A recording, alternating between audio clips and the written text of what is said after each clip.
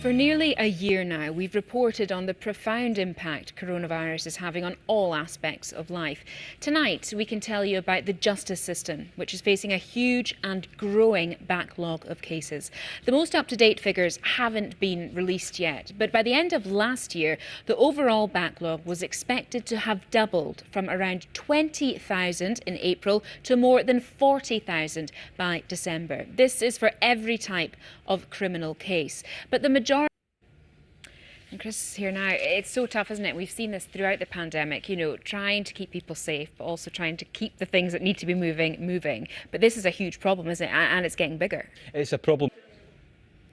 Of course, with every passing day, the chances of surviving COVID improve. There's so much work ongoing around the world to learn more about it. And today we got results from some of the biggest COVID trials on the planet, all carried out here in the UK. Yeah, that's right. And they show the combination of two drugs can cut the risk of dying among coronavirus hospital patients by between a third and a half. Doctors say the results are beyond their wildest dreams. With the story, here's the BBC's medical editor, Fergus Walsh. I think Aileen's right, isn't she? It can look absolutely beautiful, but the novelty does start to wear off pretty quickly, doesn't it? Especially if you're struggling. I was just saying to you there, I need to get my hands on the gloves that Ben had for using on his phone. They work with his phone, yeah very absolutely. good. Yeah, we like that. Now, you're watching The Nine, our top story tonight. The pandemic. It's all fun and games until it actually plunges in. I know, I was thinking that. I hope we didn't put you off there, me and Connor going, watching those pictures. I was saying earlier I should have got something to throw at you. I wouldn't have caught it. Yeah, it would have gone trophy. badly. I know, not the trophy, that would have hurt, but anyway. Yeah, indeed. Thanks so much, Laura. Thanks. Cheers. Now to the US, where Donald Trump's impeachment trial is continuing this evening. Democrats prosecuting the case say the former president encouraged his supporters to riot and described him as an inciter-in-chief. In a moment, we'll get the latest from Washington, but here's Barbara Plett-Usher with a recap of what's been heard so far.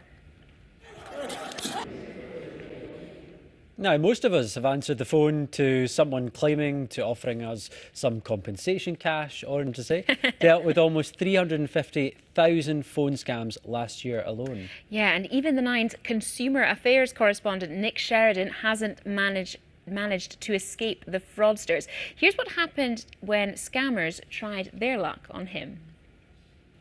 Am I going to... Proper gotcha. Yeah, they picked the wrong guy there, didn't they? Yeah, wrong but guy. I mean, it's serious. I mean, I think just even watching that, you can see how sophisticated these scams are. I mean, Nick does this stuff all the time, doesn't he? He's reporting on scams. He knows what to say. And it's happening day in, day out, isn't it? 350,000 last year alone? The numbers are incredible. And that's just tax. So, yeah. Yeah, you've just got to be so careful and question everything, I suppose, don't you? Yeah, absolutely. Right. OK, some more of the day's news now. And an international trial of a drug that suppresses appetite has found it helped some people lose more than a fifth of their body weight. Now, podcasts were popular pre-pandemic, with 7.1 million of us in the UK plugging in our headphones every week in 2019. But according to Ofcom, that number has grown during lockdown, especially among older listeners. Yeah, music, news, crime, comedy, the topics are endless. And you could be hosting one from your kitchen, you could be a top celebrity. And someone who knows all about this is a comedian and podcast host. That man is John Richardson, and we have been talking to him. And just a warning, his banter can be a little, well, adult, as we found out in places. He was brilliant, wasn't he? Yeah, very interesting guy. I know. Now, let's go back to the only story that everyone's talking about today is, of course, the weather. And our very own expert, Chris, is here.